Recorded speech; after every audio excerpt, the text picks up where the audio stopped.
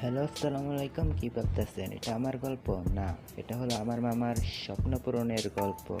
মামার সাথে আমরা দুজন গিয়েছি, মামা সহ 3 জন। তাহলে চলেন দেখে আসি মামার স্বপ্ন পূরণের গল্প। আসসালামু আলাইকুম এভরিওয়ান, সবাই কেমন আছেন? আশা করি সবাই ভালো আছেন। যাত্রা হচ্ছে আমার একটা স্বপ্ন পূরণ করার জন্য। আসলে আমার জীবনটা না আয়নার মতো ভেঙে চুরে পড়ে যায়, কিন্তু সেই আয়নাকে আমি নতুন করে গড়ে তোলার জন্য উদ্দেশ্য নিয়ে রওনা হলাম। সবাই দোয়া করবেন আমার জন্য। ওই যে দেখেন আমার বাগিনা চলে আসছে।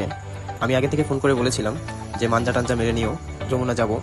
তো যেই কথা সেই কাজ, পুরা কালো সানগ্লাস, কালো শার্ট, পুরাই নায়ক সালমান খান। এই যে আমার 2টা বাগিনা, একটা হচ্ছে আপলিডিস আর একটা হচ্ছে মগা। আমার এই যে একটা বাগিনা জানালার পাশে বসতে চাইছিল, আমি বসতে দেইনি, বলে কিনা বাতাস খাবে। আসলে বাতাস খাওয়ার রস হতো না, সে মেয়ে দেখবে। দেখেন দেখেন কিভাবে চেয়ে আছে। তো এখন আমরা গাড়ি থেকে নেমেই স্টাফ কোয়ার্টার থেকে একটু রিফ্রেশমেন্ট খাওয়ার জন্য দোকানের দিকে গেলাম। সেই 11টার দিকে বাইর হয়েছি, নামাজের সময় হয়ে গেছে। তো আমাদের পেটেও লাগছে ক্ষুধা, তো যার কারণে একটু দোকান থেকে আমরা হালকা পাতলা খাওয়া দাওয়া করবো। তো খাওয়া দাওয়া শেষ করেই বাসে উঠলাম। অনেক জার্নি করার পর, অনেক জ্যাম কাটিয়ে তারপর যমুনা ফিউচার পার্কের দিকে আসলাম। মানে কি বলবো, মোবাইল হয়তো আমি কিনতেছি না, কিনতেছি আমার বাগিনা। আসলে কি বলবো, সামনে কিছু মেয়েদের দেখে তার মাথা ঘুরে গিয়েছে, তাই আরো একটু ভাব নিচ্ছে। যাক, পরে ক্যামেরা থেকে সরাই দিলাম, এখন নিজেকে নিয়ে আসলাম। সো গাইস, কি অবস্থা সবার? আমাকে কেমন লাগছে বলেন তো কমেন্টে। আমার বাগিনা রাব্বিকে ডাক দিয়ে বলতেছিলাম, রাব্বি দেখ, এখানে আমরা আগেরবার ছবি তুলছিলাম এই রকেটের সাথে। আসলে কি বলবো বলেন, আমি কিছু বলবো না। দেখেন আমার বাগিনা জাইদুল এদিকে এদিকে কি জানি করছে, এই যে আবার পোস্ট নিচ্ছে। হ্যাঁ বাবা শিষ্য, তোমাকে অনেক সুন্দর লাগছে, কয়বার বলবো বলো। এখন সানগ্লাস করে সামনের দিকে হাঁটো, নয়তো গাড়ির সাথে ধাক্কা লেগে পড়ে যাবে। ওহ আল্লাহ, অবশেষে চলে আসলাম। আসলে প্রত্যেকটা মানুষের জীবনে কিছু না কিছু স্বপ্ন থাকে, আর এই স্বপ্নের জন্য মানুষ কতই না লড়াই করে। যেমন দেখছেন আমি। এই যে ক্যাপ, রাব্বি এখন তো তুমি চিড়িয়াখানায় ঢুকতে পারছো, তুমি কি হ্যাপি হয়েছো? আমাকে একটা ধন্যবাদ বলো।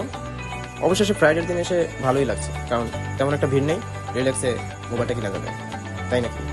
তাই তো। ও ও তো আমাদের পিছন থেকে ডাকছে, অনেক ডাকছে।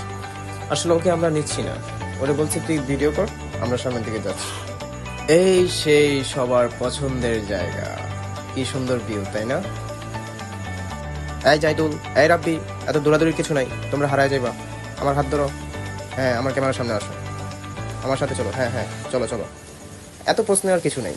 তোমরা দুজন কোনো মুভি করতে যাচ্ছ না, ঠিক আছে? আমাকে দেখো, আমাকে। হ্যাঁ হ্যাঁ, কি সুন্দর দেখতে, তাই না? আমি বলো বলো বলো। ও কালো ছেলে, আবার তুমি চলে আসলে কেন? হ্যাঁ হ্যাঁ, তুমি এবার আসতে পারো। হ্যাঁ এবার আমার পালা, দেখো আমাকে। টিটিট।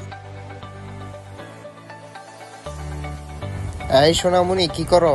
এই রাব্বি, এই জাইদুল তাকাও, আমরা ভিডিও করি, ছবি তুলি না কিন্তু। তো আল্লাহর রহমতে দোকানে চলেই আসলাম এবং সবচেয়ে পছন্দের মোবাইলটাই নিয়ে নিলাম। জাইদুল টাকা গুনছে, কখন টাকা দিবে সেদিকে আমি দেখছি। আসলে স্বপ্নগুলো বাস্তব হলে কতই না ভালো লাগে, তাই না বলেন? আমার অনেক কষ্টে মাখা জোড়াতালি দিয়ে এই টাকাগুলা দিয়ে মোবাইল কিনলাম।